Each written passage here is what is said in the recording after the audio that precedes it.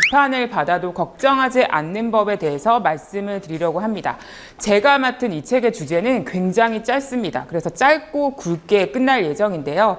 그럼에도 불구하고 여기 계신 분들께서 도움이 되는 얘기들이 있을 거예요. 특히나 여기 계신 강사님들께서 자주 듣는 비판의 말들이 있으실 거기 때문에 그 비판을 극복하는 데 도움이 되는 의미 있는 내용들이 많아서 여러분들이 귀담아 들으실 수 있는 카네기의 노하우들이 많다라고 생각을 해주시면 좋겠습니다. 세 가지 주제를 가지고 이야기를 드릴 거예요. 제목만 보면 대체 무슨 소리를 하는 건가 이해가 안 되실 텐데 제가 차근차근 설명해 드리도록 하겠습니다.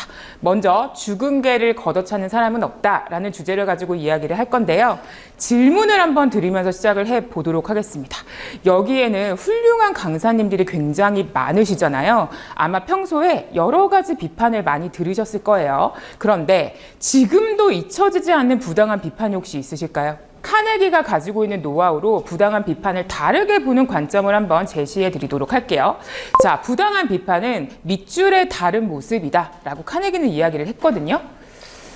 뭐라고 했을지 여러분들의 머릿속에 다 떠올리실 텐데, 자, 맞습니다. 여러분들이 생각하신 것처럼 칭찬의 다른 모습이다 라고 카네기는 이야기를 했습니다. 왜 칭찬의 다른 모습일까 라고 카네기는 이야기했을까? 이유를 한번 살펴보도록 할게요. 첫 번째, 사람들은 자신보다 똑똑하고 성공한 사람들을 비난하면서 만족을 느끼는 천박한 사람들이 많기 때문입니다. 그러니까 우리가 부당한 비판을 받는 이유는 무엇일까요? 우리가 똑똑하고 성공하고 잘났기 때문이다 라고 생각을 해주시면 되겠죠. 두 번째로 우리가 부당한 비판을 신경 쓸 필요가 없는 이유를 카네기는 이렇게 설명했습니다. 영향력이 큰 존재일수록 그것을 걷어차는 사람들은 더 큰 만족을 느끼기 마련이다. 내가 부당한 비판을 받으면 뭐라고 생각하면 좋을까요? 나는 영향력이 엄청난 사람이구나 라고 생각을 하면 되겠죠. 자, 구세군 설립자 윌리엄 부스 장군도요, 부당한 비판을 겪었다고 합니다. 카네기가 방송에서 윌리엄 장군이 정말 대단한 사람이다 라고 이야기를 한 뒤에 편지를 한 통 받았다고 해요. 그 편지에는 이렇게 적혀 있었다고 합니다. 가난한 사람들을 돕겠다고 돈을 모은 다음에 이 윌리엄 장군이 800만 달러를 횡령했다.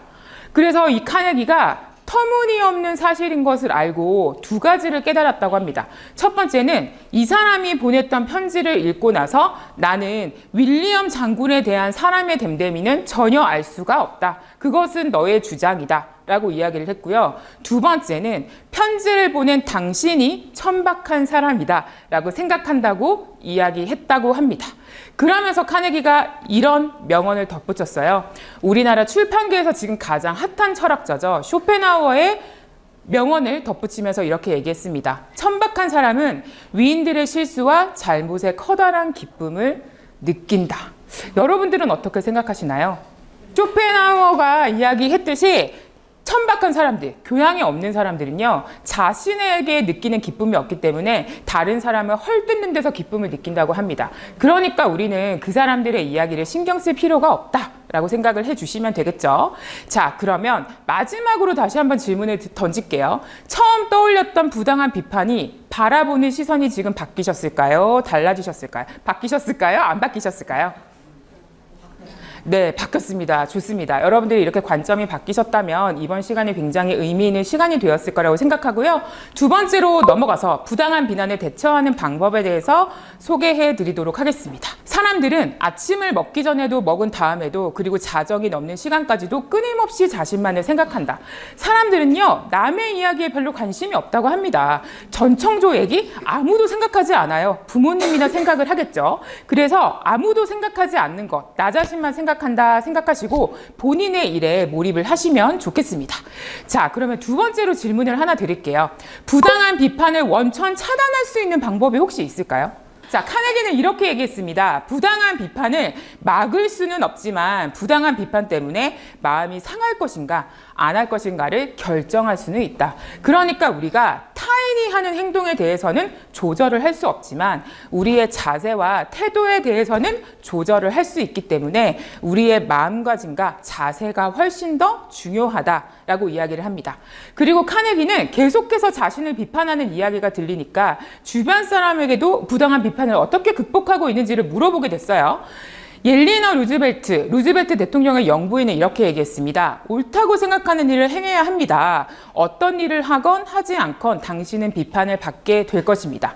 어차피 하든지 안 하든지 사람들은 비판을 할 거니까 하고서 비판을 받는 게 훨씬 더 좋겠죠.